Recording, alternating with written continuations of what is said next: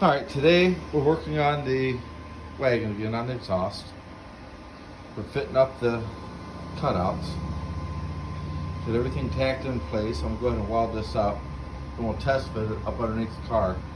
If all the measurements and everything are right, that should fit right in like a glove. So I'm going to go ahead and weld this up and see what we have from there. Oh, it's a bonus. You guys a little sneak preview of something?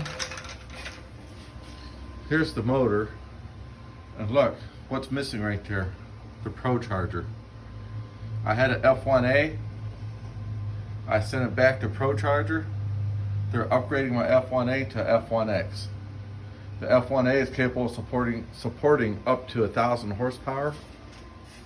The F1X that they're putting together for me is capable of supporting 1,600 horsepower.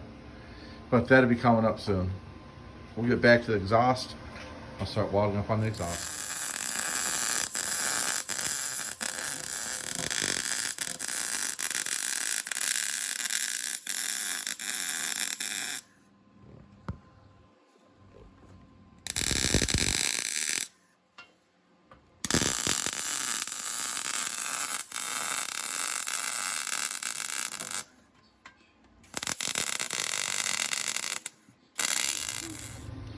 Here's a completed exhaust for the wagon. It's all 3-inch pipe. Magna flow mufflers.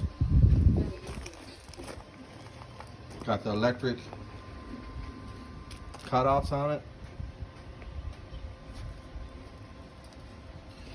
Put V-band clamps on each end of it so you just drop the whole center section out if I have to service anything underneath the car. Transmission, dry shaft, rear end. This come out real easy with the clamps, band clamps. Right here's the turn downs.